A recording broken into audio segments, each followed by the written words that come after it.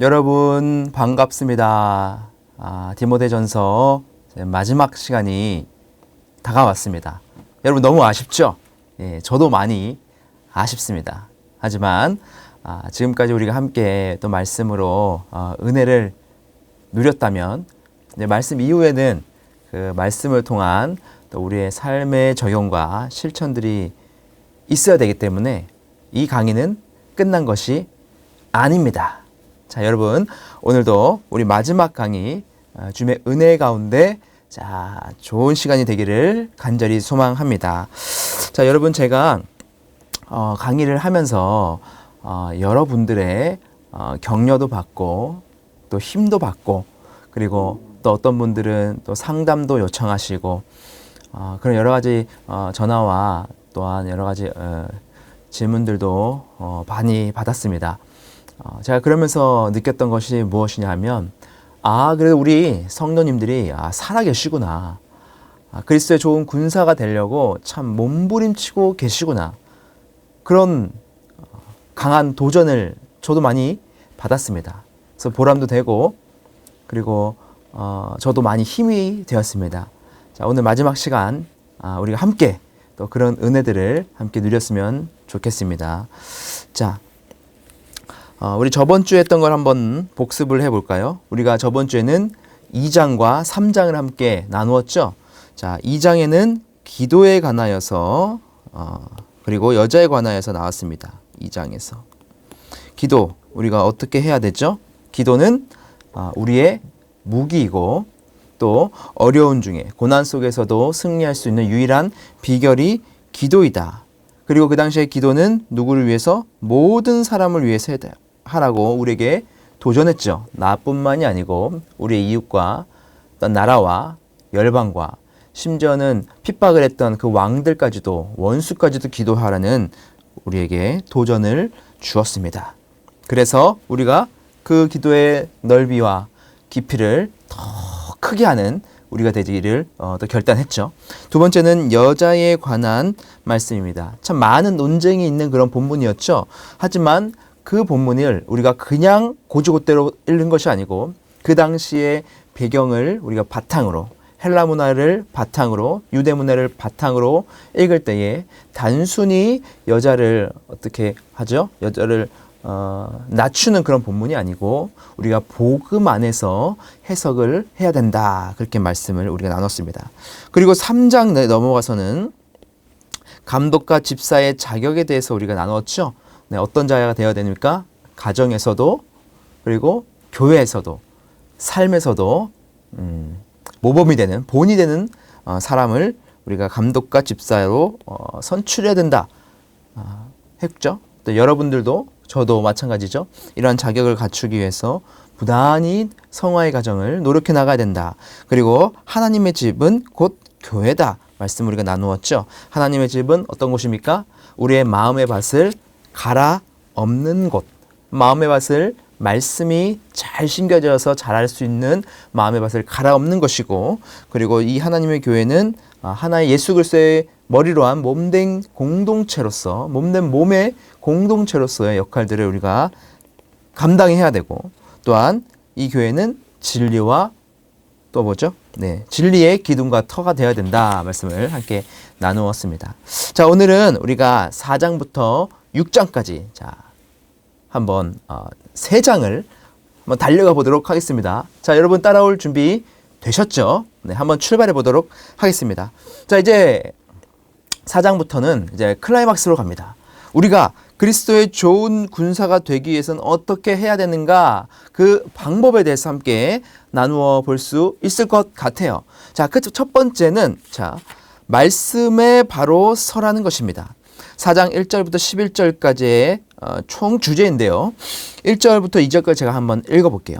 그러나 성령이 밝히 말씀하시기를 후일에 어떤 사람들이 믿음에서 떠나 미혹하는 영과 귀신의 가르침을 따르리라 하셨으니 자기 양심이 화인을 맞아서 외식함으로 거짓말하는 자들이라. 아멘. 자, 여기서 보시면 1절에 후일에 라고 되어 있죠. 후일에 라는 때는 어떤 때일까요? 네, 물론 사도 바울이 디모데에게 말하는 것이기 때문에 내가 죽은 이후에도 말할 수 있지만 그것뿐만이 아니고 후일에는 영원한 지속되는 겁니다. 그래서 영원히 지속된다면 언제까지죠? 지금 우리에게까지 이어지겠죠. 그리고 더 나아가서는 어디까지 이어집니까? 네, 종말까지 이어지겠죠. 그러니까 종말까지 사람들이 믿음에서 떠나서 미혹하는 영들과 귀신의 가르침을 따를 것이다 말씀하고 있어요. 그러니까 세상이 끝날 때까지 우리의 이 선한 싸움, 악한 자들과 악한 영들과의 싸움은 계속해서 이루어지게 될 것이다 라는 말씀을 지금 우리에게 하고 있는 것이죠. 그러니까 우리는 어떻게 해야 합니까? 계속해서 이 거짓 무리들에 맞서기 위해서 말씀에 바로 쓰는 그런 훈련이 우리에게 계속해서 있어야겠죠. 자, 2절을 볼게요. 자기 양심이 화인을 맞아서 외식함으로 거짓말하는 자들이라. 자, 우리가 화인 맞은 자가 되면 절대 안 되겠죠. 자, 여러분 화인 맞다라는 뜻이 무엇일까요? 근데 여기서 화인을 맞다라는 이 화인을 맞아서라는 것은 여러분 고대에는 짐승이 있으면 그 짐승에 불도장을 찍습니다. 불도장. 여러분 불도장을 꽝 찍으면 어떻게 되죠? 거기가 지직하면서 타들어가겠죠. 그리고 막 껍질이 벗겨지면서 거기에 눌러도 아무 감각이 없는 그런 상태가 되어버립니다. 여러분 저도 기타를 좀 쳤는데 기타를 오래 치는 분들은 여기 굳은 살이 베겨요. 그래서 눌러도 안 아픕니다. 마치 화인을 맞았다는 말은 이런 거예요. 자기 양심의 거리낌이 아무리 있어도 거리낌이 느껴지지 않는다는 그런 상태를 말하는 겁니다. 그냥 그 상태로 내버려 둔 상태를 바로 이 화인을 맞았다는 말이에요. 그러니까 사람들이 자기 양심에 죄를 지어도 양심에 아무런 거리낌이 없는 것이죠. 악이 악인지도 모르고 나쁜 것이 나쁜 것인지도 모르고 자기가 죽어가는지도 모르고 살아가는 상태를 바로 화인을 맞았다는 겁니다. 그래서 외식하는 거예요. 그래서 거짓말을 하는 겁니다. 그럼에도 불구하고 자기의 죄의식이 아무도 없다는 거예요. 이게 굉장히 무서운 겁니다. 여러분 예전에 그 에스키모인들이 늑대를 잡는 방법이 있어요. 그게 뭐냐? 여러분 들어보셨을 분도 계신데, 자, 이게 뭐냐면 칼입니다. 자, 칼을 여기다 딱 꽂아놔요. 그러면 이 칼에 누가 오냐? 이 주변에 그 늑대가, 자, 이렇게 해서 늑대가 막 달려옵니다. 그리고 이 늑대가 어떻게 하느냐? 이 칼을 핥아요. 핥으면 어떻게 되죠? 혀가 다 비겠죠. 혀가 비면서 여기서 무엇 떨어집니까? 피가 철철철철 흘러내리겠죠. 그런데 그 당시 또 거기는 추운 지방이기 때문에 아무리 핥아도 이 혀가 감각이 없어지고 마비가 됩니다.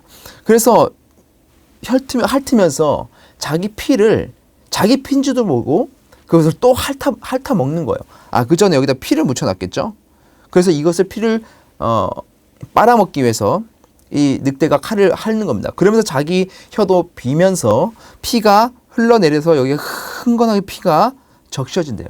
그러면서 자기도 모르는 사이에 이 늑대가 자기 꾀에 빠져서 죽으면 이 에스키모인들이 그 늑대를 잡아간다는 것이죠. 이게 에스키모인들의 늑대를 잡는 방법이에요. 마치 이와 같다는 것이죠. 우리가 죄가 죄인지도 모르고 계속해서 빠져들면 어떻게 된 거죠? 이 늑대처럼 자기도 모르는 사이에 죽어가는 겁니다. 죽어가는 거예요. 그래서 내가 죽어가고 있는 사실조차도 모르는 것이 바로 이 화인을 맞은 상태이고 그것이 가장 비참한 상태라는 것이죠. 제 주변에 보면 그리고 상담도 제가 받고 또 얼마 전에도 제가 전화를 받았는데 말씀을 드리면서 그리고 자신의 삶을 돌아보면서 하나님 앞에서 큰 죄책감이 드시는 분들이 계세요. 내가 이렇게 살아서 뭐 하는가? 내가 이렇게 살면 하나님께서 나를 어여삐 보실까? 또 주변에 있는 여러 상황들이 일어나는 안 좋은 상황들이 계속해서 일어나는 것을 보면서 하나님이 나를 버리신 건 아닐까? 이러한 두려움과 그리고 하나님 앞에 계속해서 내가 기도하며 나아가는데도 하나님께서 때로는 보여주지 않을 때도 있죠. 그러한 상황들을 마주할 때에 마음이 어렵고 힘들고 정말 눈물이 나는 상황에 직면하신 분들도 있어요. 그런데 저는 여러분들에게 말씀드리고 싶은 것은 그러한 마음의 양심이 계속해서 두드려지는 상태라면 그것은 여러분 건강한 상태입니다. 그러나 영적으로 아무리 바깥에서 두드려도 감각이 없고 나 혼자 그냥 뭐 이렇게 하면 되지 뭐 합리화시키고 이러면서 나간다면 오히려 그것이 영적인 건강을 해치는 일이 된다는 것이죠. 신앙생활은 바로 그런 겁니다. 위기가 있어도 여러분 위기를 뒤집으면 그게 기회가 되는 것이죠. 그것이 바로 영적으로 건강한 상태라는 겁니다. 여러분 외국에서 큰 먼 바다에서 배에다가 고기를 담아서 오죠. 잡아서 그죠? 그런데 육지로까지 오는 그 기간이 너무나 멀기 때문에 이 안에 고기를 잡아 놓아도 이 고기가 싱싱하지 못하거나 또한 죽을 때가 있대요. 그래서 이 안에 무엇을 넣어놓는 겁니까? 이 물고기들의 천적을 놓아두는 것이죠. 천적을 놓아두면 이 천적이 그 물고기들을 잡으러 계속해서 돌아다니기 때문에 이 안에 있는 물고기들이 이 천적을 피해서 그 안에서도 계속해서 돌아다닌다는 겁니다. 그래서 먼 바다에서 육지까지 오는 그 먼 시간에도 싱싱한 고기가 되어 있을 수 있다는 것이죠. 물론 몇 마리는 잡아먹지만 폐사하는 것은 막을 수 있다는 것이죠. 마찬가지인 겁니다. 여러분 우리 삶 가운데 여러 가지 많은 일들이 고난들이 어려움들이 계속해서 다가오고 있습니까? 영적인 공격이 오는 것 같으세요? 여러분 오히려 그것이 우리를 건강하게 하는 겁니다. 그리고 그 가운데 여러분 절대 넘어지지 마십시오. 오늘 말씀처럼 이 말씀에 바로 서시기를 여러분께 도전 드립니다. 자, 그 다음으로 우리가 주의해야 될 것이 있어요. 말씀에 바로 서기 위해서 주의할 것이 무엇이냐? 자기 복음을 만들지 않는 것입니다. 3절에서 5절까지 볼까요? 혼인을 금하고 어떤 음식물은 먹지 말라고 할 터이니 음식물은 하나님이 지으신 바니 믿는 자들과 진리를 아는 자들이 감사함으로 받을 것이니라. 하나님께서 지으신 모든 것이 선함에 감사함으로 받으면 버릴 것이 없나니 하나님의 말씀과 기도로 거룩하여 짐이라. 아멘. 자, 그 당시에 거짓 교사들, 율법주의자들이 어떠한 거짓 가르침을 했느냐면은 이런 겁니다. 너희들 혼인하면 안 돼. 결혼하지 마.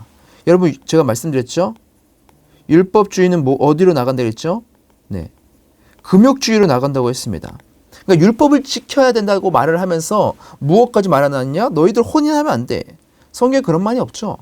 너희는 음식물을 먹으면 안 돼. 이렇게 말하는 어떤 거는 먹으면 안 돼. 그렇게 계속해서 정죄를 했다는 것이죠. 그러나 사도 바울이 뭐랍니까? 음식물은 하나님이 지으신 거다. 믿는 자들과 진리를 아는 자들이 감사함으로 받아라. 그렇게 다시 한 번 더 말씀을 올바른 말씀을 주고 있는 것이죠. 교훈을 주고 있는 것이죠. 하나님께서 지으신 모든 것은 다 선하니까 감사함으로 받으면 버릴 것이 없다. 그렇게 말씀하시면서 하나님의 말씀과 기도로 너희가 거룩하여지는 것에 더욱더 신경을 써라. 그렇게 도전하고 있습니다. 거짓 교사들은요, 율법적인 것을 계속해서 강조하면서 사람들을 판단하고 그리고 정죄하면서 그들을 갈라놓고 그리고 그들을 경쟁시키는 것이죠. 여러분 율법은요, 율법주의자들은 율법은 여러분 좋은 겁니다. 하지만 율법주의는 좋지 않은 거예요. 왜냐? 누군가 뭐 한 20일 금식을 했다, 한 5일 금식을 했다 쳐봅시다.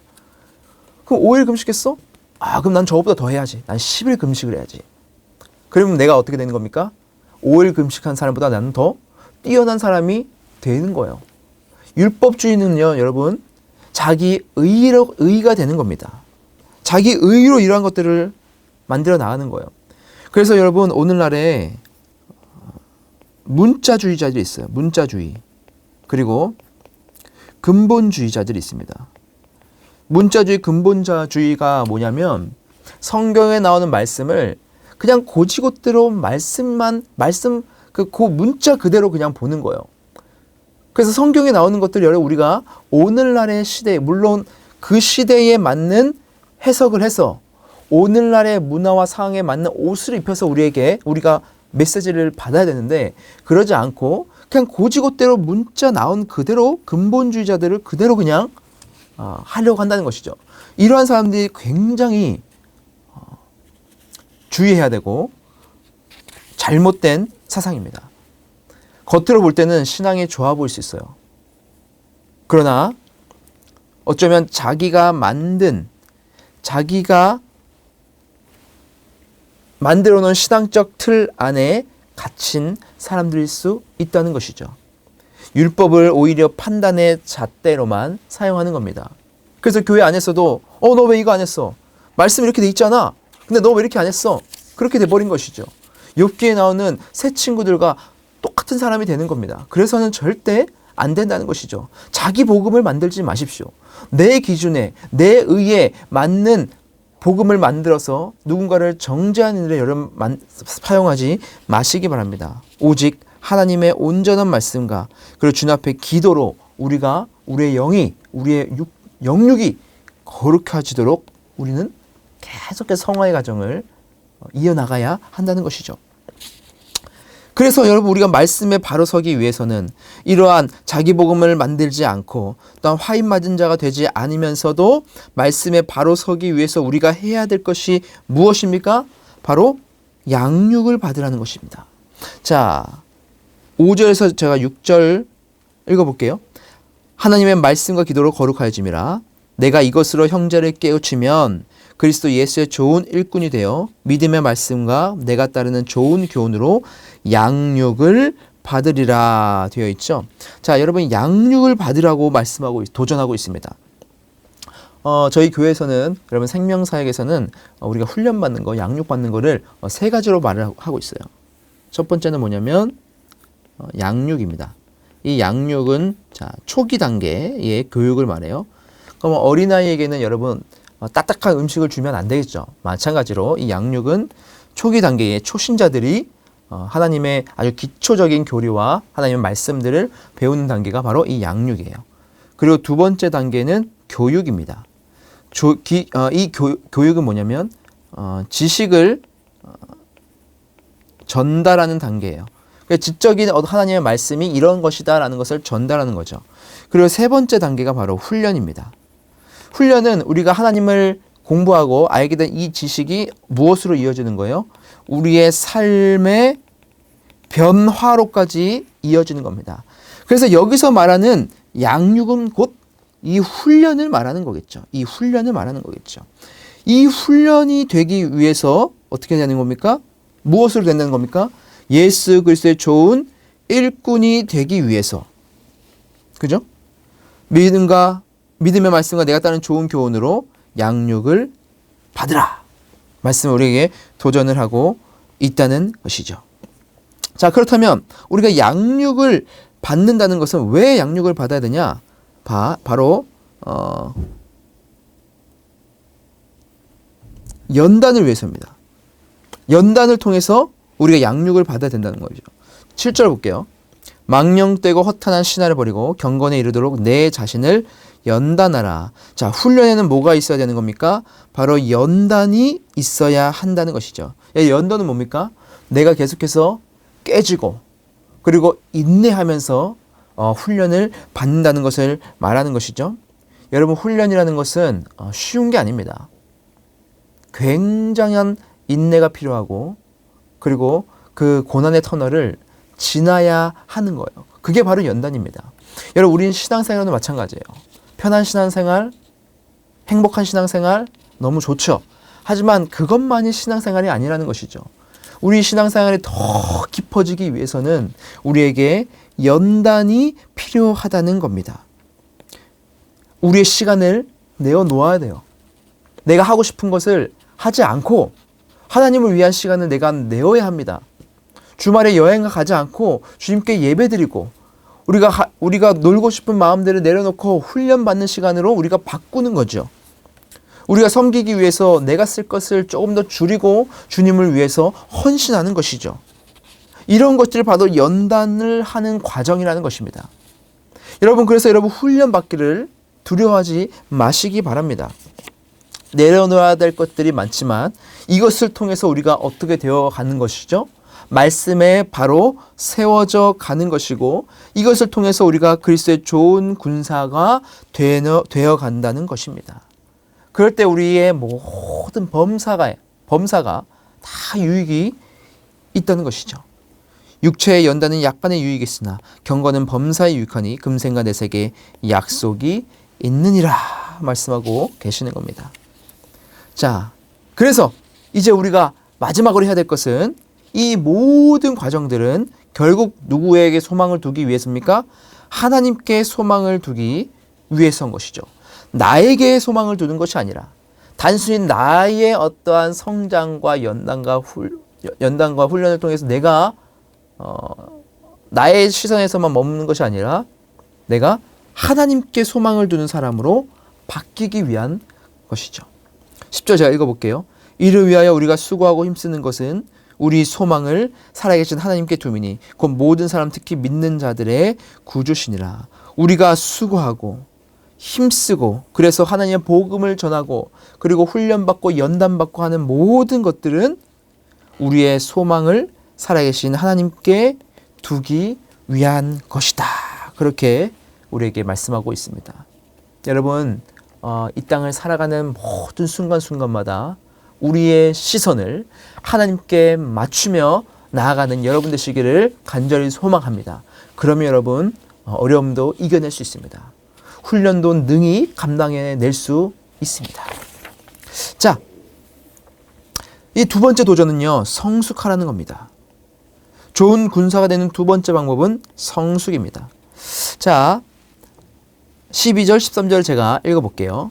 누구든지 내 연소함을 업신여기지 못하게 하고 오직 말과 행실과 사랑과 믿음과 정절에 있어서 믿는 자에게 본이 되어 내가 이를 때까지 이르는 것과 권하는 것과 가르치는 것에 전념하라. 아멘. 자, 지금 디모데가 어리죠.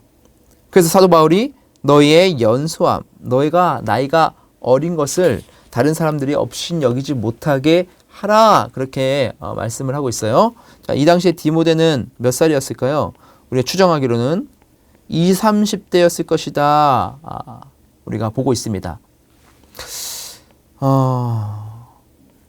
20살, 30살. 여러분, 이때의 나이에 그 핍박과 환란이 난무했던 그 시대에 에베소 교회를 담당하고 있는 담임하고 있었던 이 디모데는 여러분 그 마음이 얼마나 큰 짐이 되었을까요? 그렇죠? 아마 너무 큰 부담감이 있었을 것입니다. 안 그래도 성격도 내성적인데 그리고 위장병도 있는데 얼마나 마음이 힘들었을까라는 생각도 들어요. 그리고 주변에 연세가 많으신 분들이 얼마나 이 디모데를 낮게 봤을까, 하찮게 봤을까, 그런 공격들도 있었겠죠. 그런데 그것을 뛰어넘을 수 있는 것이 무엇이냐? 바로 삶으로 본이 되는 방법입니다. 뒤에 보시면 오직 말과 행실과 사랑과 믿음과 정절에 있어서 믿는 자에게 본이 되어라. 너의 연소함을 뛰어넘어서 너가 그 교회의 리더십으로서 담임 목회자로서 너가 리더십을 발휘하고 선한 영향력을 발휘할 수 있는 유일한 방법은 너의 말을 조심하고 너의 행실을 본이 되게 하고 너의 사랑의 마음으로 너에게 맡겨진 양떼들에게 사랑을 부어주고 너가 사람들을 향한 신뢰와 하나님을 향한 신실하심을 바라보면서 나아가고 정절 곧 거룩함으로 너의 몸과 내 모든 행실에서 깨끗함으로 성실함으로 거짓됨이 없는 모습으로 믿는 사람들에게 본이 되어라 라는 것입니다. 여러분 진짜 리더십은 세상의 리더십과 다릅니다. 돈도 아니고요. 명예도 아닙니다. 진짜 사람들이 나를 믿고 따르고 나와 함께 해주는 것은 바로 삶의 본이 되는가 그것을 본다는 것이죠. 여러분들도 누군가에게 본이 되고 싶으십니까? 그렇다면 여러분 삶으로 본이 되십시오. 여러분의 말과 여러분의 행동과 그리고 여러분의 마음의 그런 사랑의 퍼트림과 그리고 믿음과 정절로 여러분 본이 되십시오. 여러분 남편에게 영향을 주고 싶다면 바가지를 긁는 사람이 아니라 남편의 마음을 시원하게 긁어주는 아내가 되어 주십시오. 아내에게 영향을 주고 싶다면 단순히 밥그릇만 비우는 사람이 되는 것이 아니라 쓰레기통을 비우는 남편이 되십시오. 여러분 자녀에게 영향을 주고 싶다면 단순히 잔소리만 늘어놓는 사람이 되는 것이 아니라 사랑을 늘어놓는 부모가 되십시오. 여러분 진짜 영향력은, 진짜 리더십은 바로 삶의 본되는 모습 속에서 나타나는 것입니다. 이렇게 하기 위해서 우리가 어떻게 해야 되느냐? 이를 때까지 읽는 것과 권하는 것과 가르치는 것에 전념하라. 자, 무엇을 읽고 무엇을 권하고 무엇을 가르치는 것이죠? 그렇죠. 바로 말씀입니다.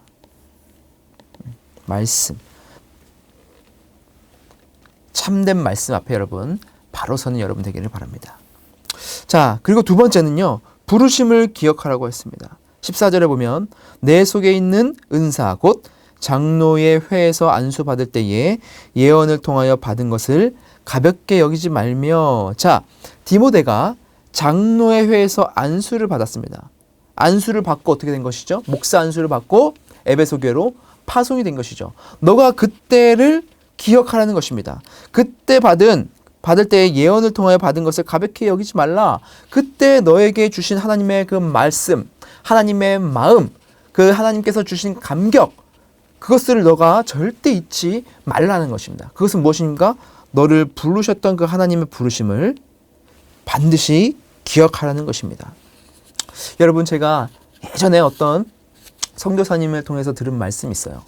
그게 무엇이냐면 그 선교사님이 중국 교회 선교사님이십니다. 그런데 중국에 가서 목사 안수식을 참석했대요. 근데 중국의 그 목사 안수식은 여러분 한국과는 분위기가 사뭇 다릅니다. 비장해요. 그리고 눈물이 있어요.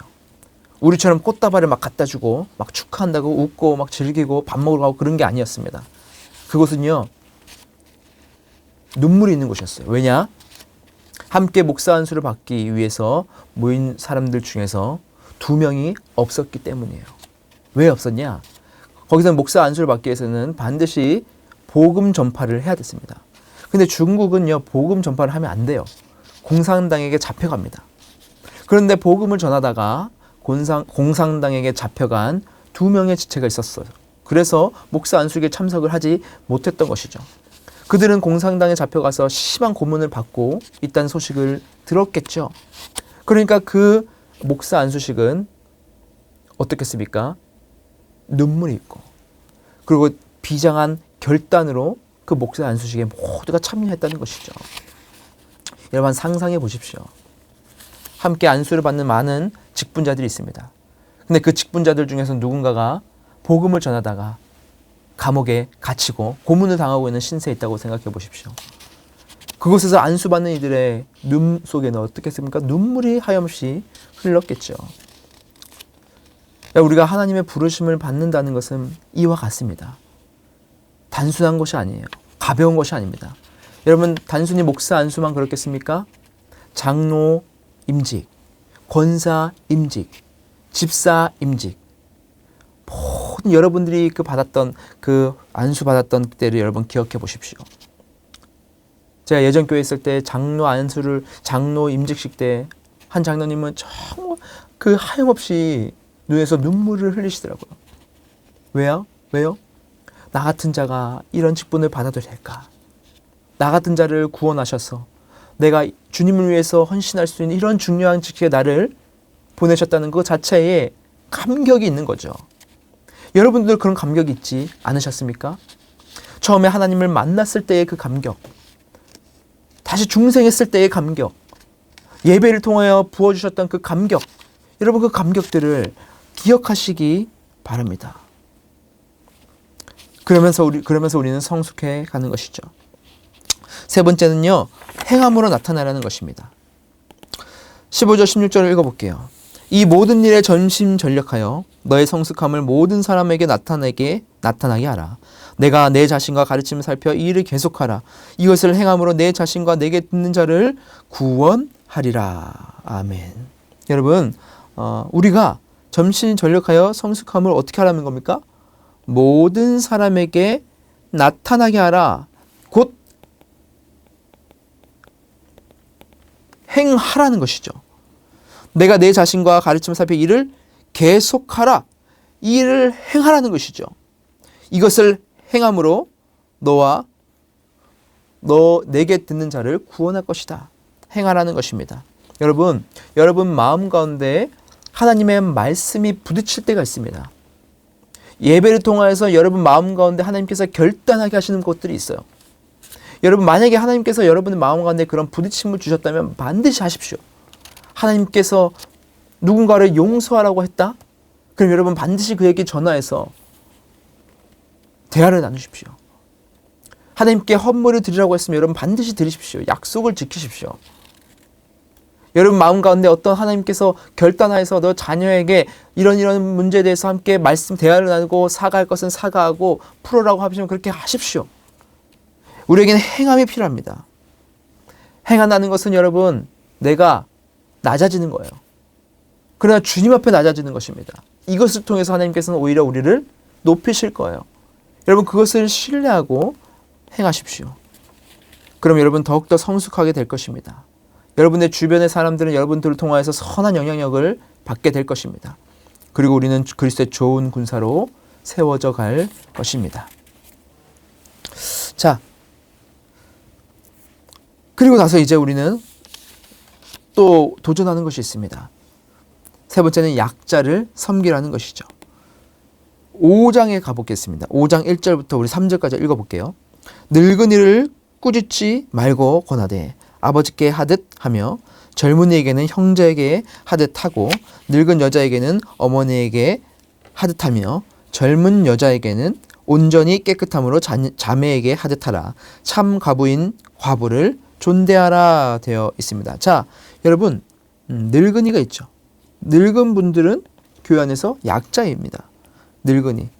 그런데 늙은이에게 아버지에게 하듯 대하라.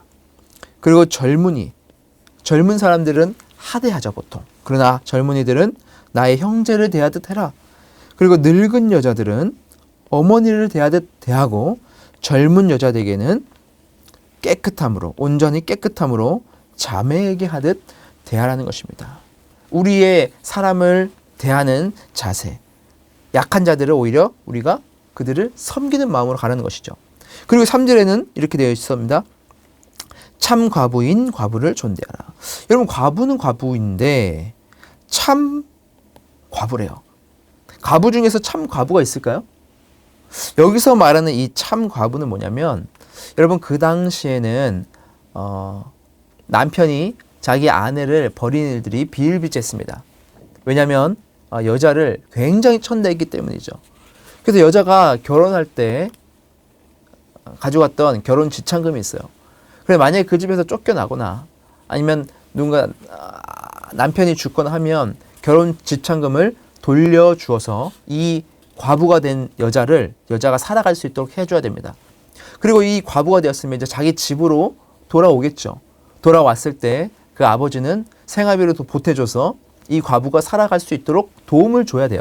그런데 그 당시에는 그 가족에게조차도 이런 일을 하지 않고 도와주지 않았던 일들이 비일비재했다는 것이죠. 그래서 과부들이 살아갈 수조차 없는 그런 아주 비참한 상태에 빠져 있는 겁니다. 그래서 여기 말하는 이 창가부인 과부는 가족에게조차도 버림받은 과부들, 정말 어디에도 기댈 수 없는 과부들을 말하는 것이죠. 이런 자들을 어떻게 합니까? 존대해라. 자, 그런데 여기서 중요한 포인트가 있습니다. 4절부터 16절까지 쭉 보시면 아실 텐데, 자, 4절 제가 한번 읽어볼게요. 만일 어떤 과부에게 자녀나 손자들이 있거든 그들로 먼저 자기 집에서 효를 행하여 부모에게 보답하기를 배우게 하라. 이것이 하나님 앞에 받으실 만한 것이냐. 자, 과부가 생기면 과부에게 자녀나 손자들이 있으면 그들이 어떻게 해야 되는 겁니까? 자기 집에서 효를 행하게 만들어라. 부모에게 보답하게 하도록 가르치라는 것이죠. 그리고 8절을 볼게요.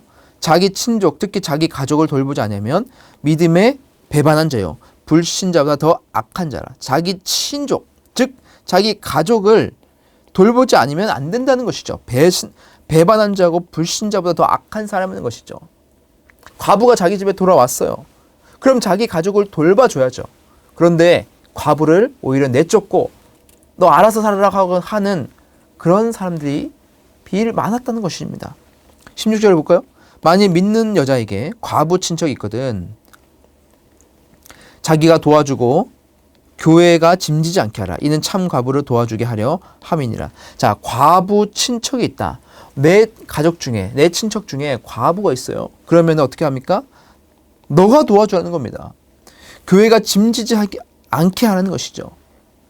여러분, 그 당시에는 교회의 큰 구제사역 중 하나가 과부를 도와주는 것이었습니다.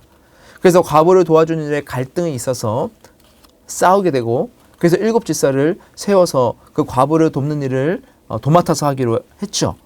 그러니까 초대교회에서는 과부를 굉장히 많이 도와줬습니다. 왜요? 사회적 굉장한 약자이기 때문에. 그러나 여기서 지금 말씀하고 있는 것은 사람들이 교회에서 이런 일을 하니까 교회의 모든 걸 그냥 맡겨버린다는 것이죠. 자기가 해야 할 책임을 지지 않고 그냥 교회의 책임을 전가해버리는 일들이 나타났다는 겁니다. 그래서 사도 바울이 지금 권면하는 게 뭐냐면 가족은 가족이 돌봐야 된다. 너 주변에 있는 약한 자들을 너가 돌보라. 공동체에, 교회에 그냥 짐을 쥐어주지 말라는 것입니다. 여러분, 지금을 우리가 한번 가볼까요? 여러분 가족 중에서 약자는 누구입니까? 아마 자녀일 겁니다.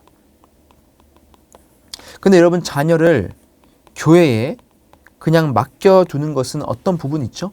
아마 신앙교육이 있을 겁니다.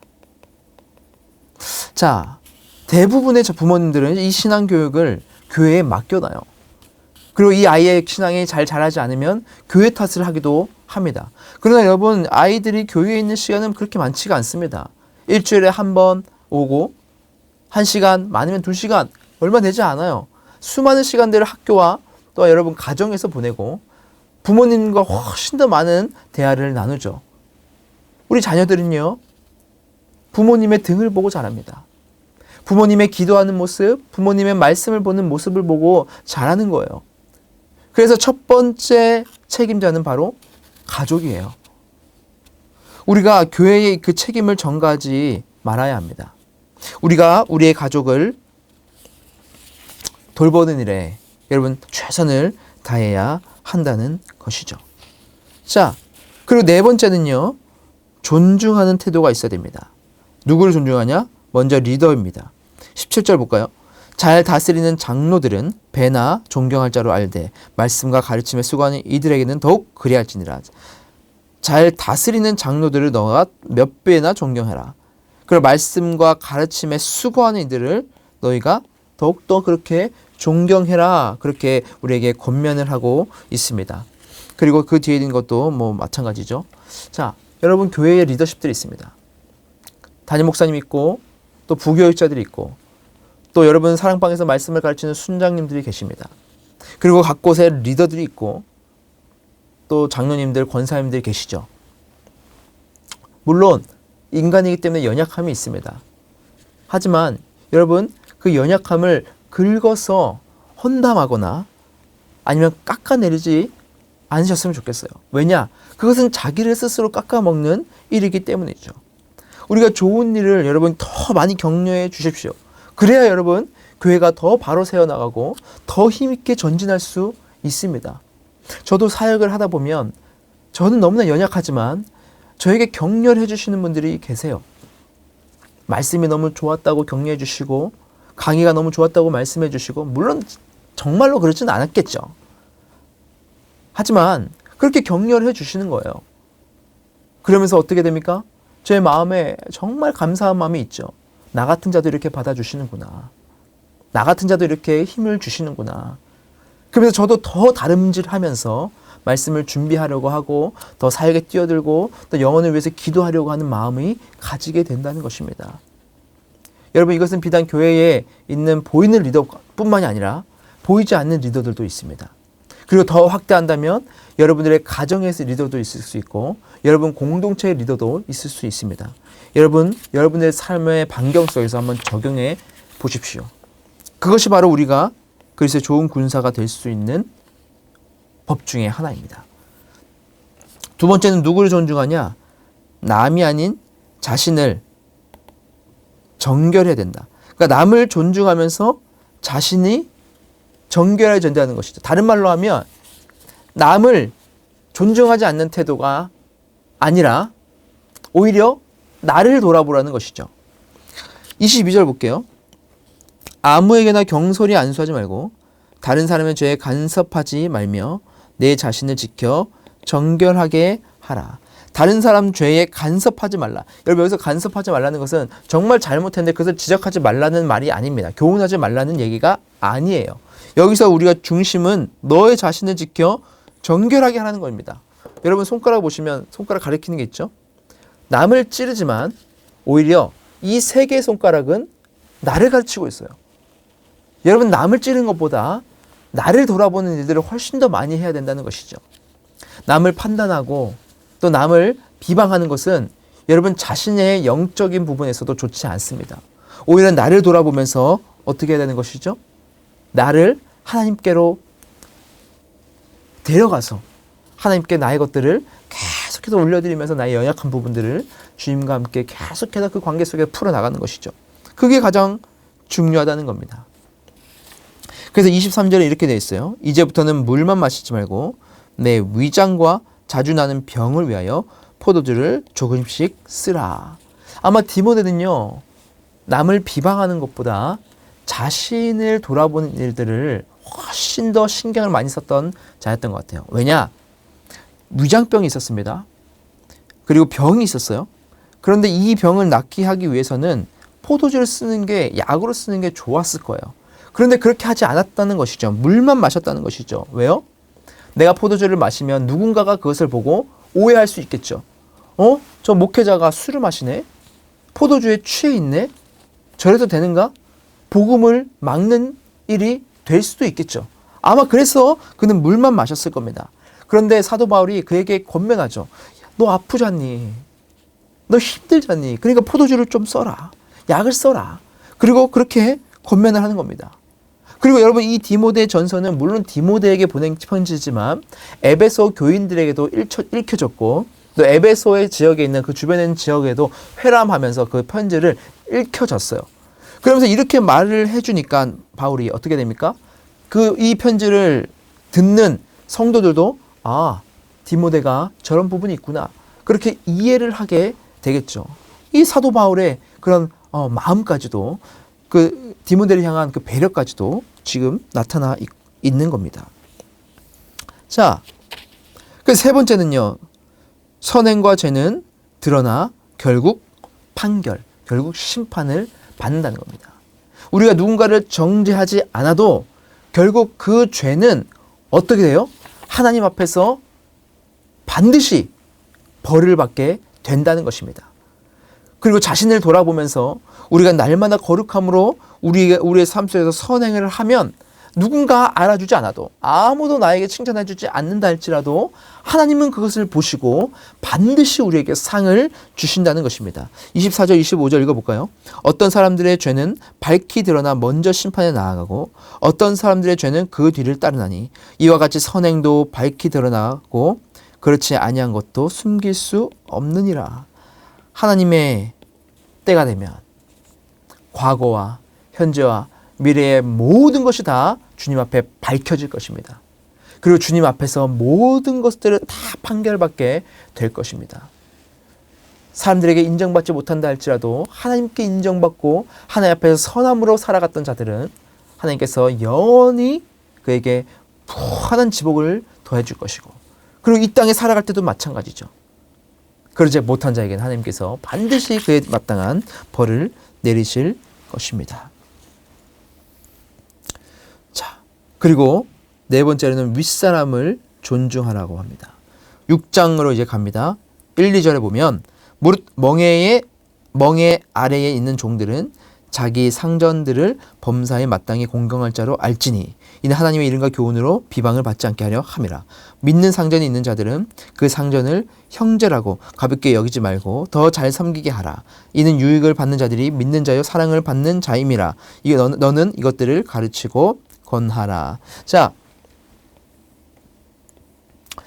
그 당시에 교회 공동체 안에는 여러분 엄청난 그 평화가 있다고 말씀드렸죠. 평등이 있다고 그랬죠. 그래서 주인도 그리고 노예도 함께 예배를 드리고 유대인과 헬라인도 함께 예배를 드리고 남자와 여자도 함께 예배를 드리는 그런 예배의 공간, 교회의 공동체였어요. 그런데 이것을 오용하는 사람들이 나타난 겁니다. 종들이 교회 안에서 바깥에서는 자기 주인이었는데 이 종들이 교회 안에서는 평등한 거 아니야? 그러면서 오히려 주인들을 막 대하는 일들이 나타난 것이죠. 그래서 자기 상전을 어떻게 합니까? 비방하기도 하고 자기 상전을 무시하기도 하고 질서가 완전히 무너져 버린 것이죠. 그러나 그렇게 하지 말라는 겁니다. 교회 안에서 아무리 평등하다 할지라도 여러분 질서라는 것이 있다는 것이죠. 정말 어르신과 또 청년이 있는데 청년이 교훈이 평등하니까 내가 당신에게 막 대하면 되지 않겠습니까? 친구처럼 하면 안 되겠습니까? 여러분 그러면 됩니까? 절대 그래서는 안 된다는 것이죠. 스승과 제자의 사이였는데 그 관계를 다 깨버리고 자기 마음대로 한다? 절대 안 된다는 것이죠. 우리가 교회 공동체 안에서 오용하는 일들이 있어서는 절대 안 된다는 겁니다. 자, 우리가 이렇게 그리스도의 좋은 군사가 되는 법을 함께 나누었다면 이제는 그리스도의 좋은 군사가 되어서 세상을 대적하며 승리해야겠죠. 그러기 위해서는 첫 번째, 다른 교훈을 주의해야 합니다. 자, 3절부터 6장 3절부터 5절까지 읽을게요. 누구든지 다른 교훈을 하며 바른 말 곧 우리 주 예수 그리스도의 말씀과 경건에 관한 교훈을 따르지 아니하면 그는 교만하여 아무것도 알지 못하고 변론과 언쟁을 좋아하는 자니 이로써 투기와 분쟁과 비방과 악한 생각이 나며 마음이 부패하여지고 진리를 잃어버려 경건을 이익의 방도로 생각하는 자들의 다툼이 일어나느니라. 아멘. 자, 여기 보면 다른 교훈이 있어요. 그리고 바른 말이 있습니다. 이 두 개는 자, 대치되는 것이겠죠. 근데 우리는 이 바른 말을 해야 된다. 근데 이 바른 말은 곧 무엇이냐? 주 예수 그리스도의 말씀이고 그리고 경건에 관한 교훈이다 되어 있습니다. 그 당시에는 그 헬라 문화가 있었고 이 헬라 문화는 다양한 철학들을 아주 숭배하고 그리고 새로운 어떤 철학, 새로운 지식을 들어오면 그것을 굉장히 환영하고 막 열광하는 그런 분위기가 있었다고 제가 말씀을 드렸죠. 그러니까 이 다른 교훈이라는 것은 예수 그리스도의 말씀과 또 그에 관한 경건에 관한 교훈이 아니라 여기에 새로운 지식들이 계속해서 첨가되는 그래서 다른 교훈들을 만들어내는 것을 지금 경계하고 있다는 겁니다. 그것을 배척하라는 것이죠. 오직 예수 그리스도의 말씀의 중심으로 너희가 서라. 어떠한 것도 더하거나 빼거나 하지 마라. 그리고 너희가 경건에 관한 교훈을 따라라. 그렇게 말씀하고 있는 겁니다. 그러면서 너희가 변론과 언쟁을 좋아하는 자다. 그 당시에는 여러분 논쟁하는 것을 굉장히 좋아했습니다. 사람들이 모여서 자기의 지식을 막 얘기하고 막 왔다 갔다 하면서 그러한 것들을 좋아했어요. 그런데 이런 것을 하지 말라는 겁니다. 왜냐? 투기와 분쟁과 비방과 악한 생각이 나는 것이다. 그것을 통해서 오히려 사람들을 분쟁을 일으키고 사람을 비방하고 이런 악한 생각들이 계속해서 그 안에 나타난다는 것이죠. 그리고 더 중요한 것은 자, 투기. 마음이 부패해지고 진리를 잃어버린 경건은 이익의 방도. 이 이익의 방도로 생각하는 자들의 이 다툼이 나타나는 겁니다. 자, 이게 무슨 말이냐? 여러분 그 당시에 인기 있었던 연설가들이 있었습니다. 인기 있었던 연설가들은 자신의 그 어떤 자신의 생각들을 사람들에게 막 얘기하는데 이 사람들의 생각을 막 뒤집어 놓는 거죠. 생각지도 못한 것들을 막 가져오고 새로운 지식을 가져와서 아주 사람들이 재밌게 하고 막 유머러스하게 하면서도 이 사람들을 막 뒤집어 놓는 그런 연설가들, 그런 철학자들이 막 곽강을 받았습니다. 그래서 그 사람들의 수익은 얼마나 많은 청중을 내가 보유하고 있느냐에 따라서 수입이 달라진다는 거예요. 그러니까 그들의 그 연설에, 그들의 지식의 가장 그 밑에 있는 욕심이 뭡니까? 투기하는 거예요. 내가 연설을 잘해서 이익의 방도로 생각을 하는 겁니다. 이게 기독교 설교가들, 그리고 거짓 선지자들에게, 거짓 교사들에게도 이게 들어간 거예요. 그래서 교회에도 이것의 영향을 받은 겁니다. 그래서 여러분 6절부터 10절 보시면 이런 말씀이 있어요. 그러나 자족하는 마음이 있으면 경건은 큰 이익이 되느니라. 너가 돈을 생각하지 말고 자족하는 마음이 있어야 된다. 우리가 세상에 아무것도 가지고 온 것이 없으며 또한 아무것도 가지고 가지 못한다. 우리가 이 땅에는 그냥 왔다 가는 것이다. 나그네 삶이다. 청지기 삶이다. 그것을 기억해라. 우리가 먹을 것과 입을 것이 있은즉 족한 줄로 알아라. 하나님께서 너를 먹고 마시게 할 수 있는 분이다. 그것을 믿어라. 단순히 너희가 욕심을 부려서 그 말씀에 분술물을 끼우고 사람들을 웃기고 그리고 사람들에게 유머를 하고, 그리고 그 당시에 여러분 아주 수사학, 이런 논리학, 논증학 이런 것들이 굉장히 발달했거든요. 그것이 왜 발달했습니까? 바로 투기를 위해서, 돈을 벌이기 위해서, 욕심 때문에 일어난 것이죠. 그래서 만문을 주의하는 겁니다. 9절 볼까요? 부하려 하는 자들은 시험과 올무와 여러 가지 어리석고 해로운 욕심에 떨어지다니 곧 사람으로 파멸과 멸망에 빠지게 하는 것이다. 이런 것들 곧 너를 파멸시키고 너를 멸망시킬 것이다. 10절에 돈을 사랑함이 일만하게 뿌리가 되나니 이것을 탐내는 자들은 미혹을 받아 믿음에서 떠나 많은 근심으로서 자기를 찔렀도다 되는 것이죠.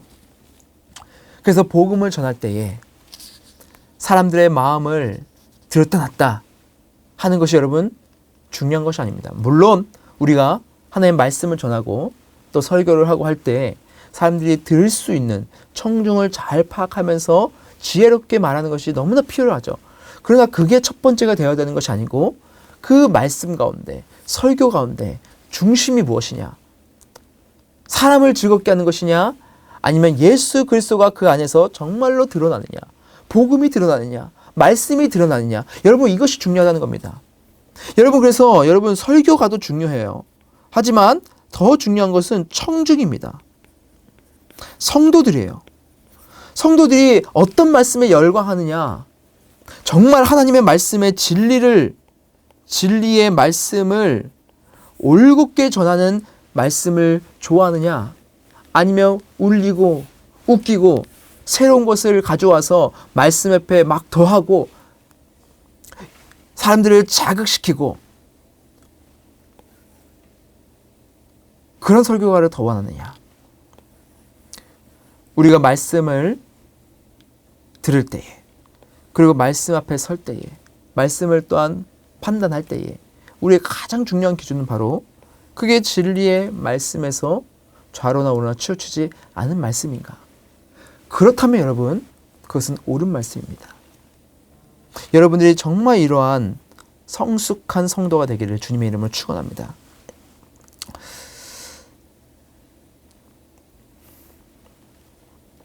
자, 그래서 여러분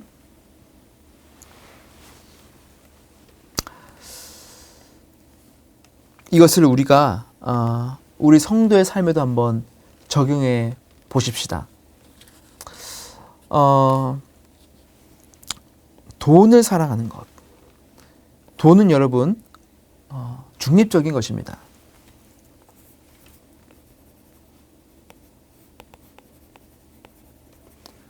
선한 것이 될 수도 있고 또한 악한 것이 될 수도 있습니다. 그런데 악한 것이 될 수 있는 것은 돈이 하나님의 것이 아니고 나의 것이라는 인식이 내 삶 가운데 자리 잡힐 때에 그것은 여러분 악이 된다는 것입니다.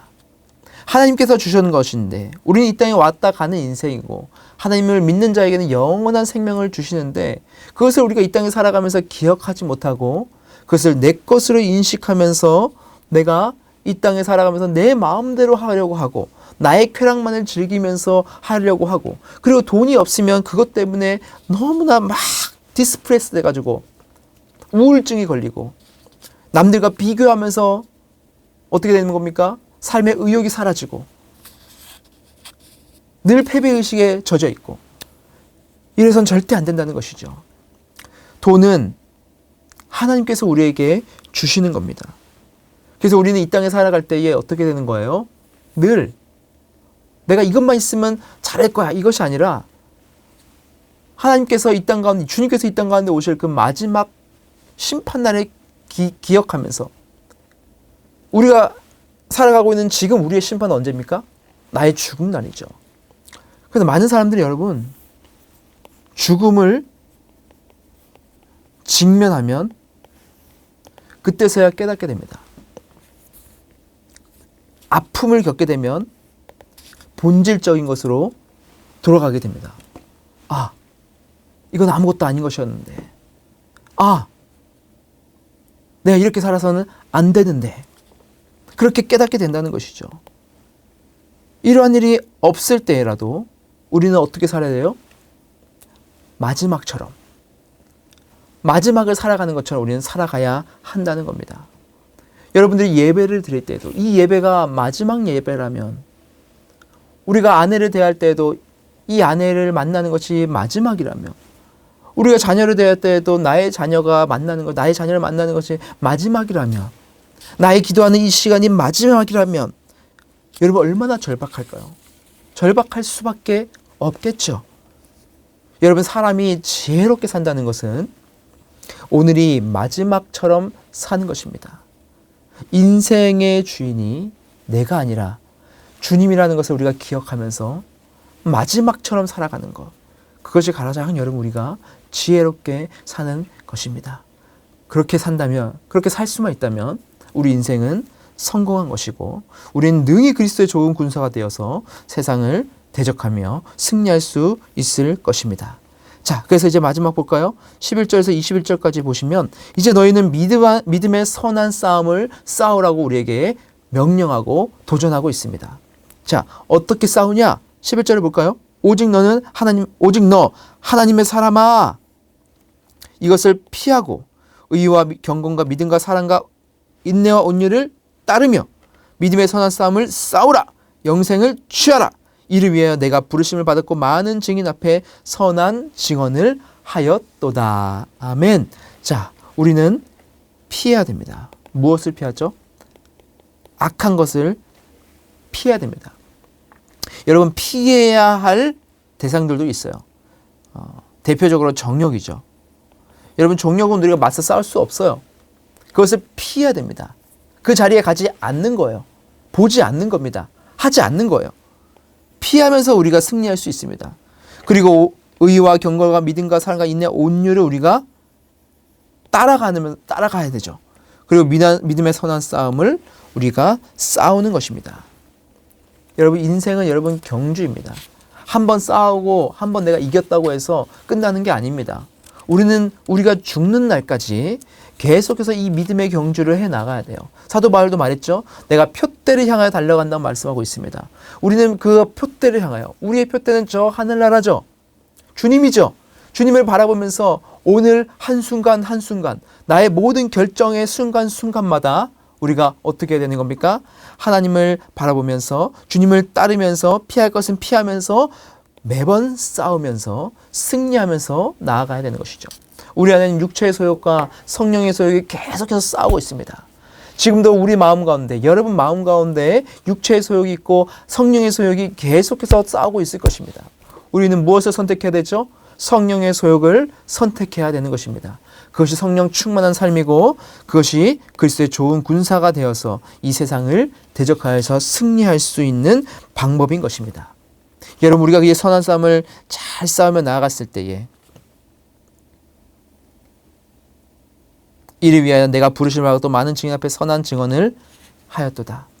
많은 증인들이 미리 하늘로 올라가신 우리 믿음의 선배들과 성경의 인물들과 우리 믿음의 조상들과 우리의 친척들이 그 멋진 하늘나라에 영광스러운 하늘나라에 먼저 가서 우리가 믿음의 싸움을 다 마치고 주님의 품으로 들어갈 때에 그 길가에 도열에서 우리를 바라보시면서 우리에게 박수를 보내고, 그리고 그 도열의 끝에는 예수 그리스도께서 큰 팔을 펼치시고 품에 우리를 안아주시면서 수고했다 누구누구야, 수고했다 누구누구야, 너가 믿음의 싸움을 잘 감당해냈구나, 이제 나와 영원한 안식 가운데 평안함을 누리자, 그렇게 말씀하실 것입니다.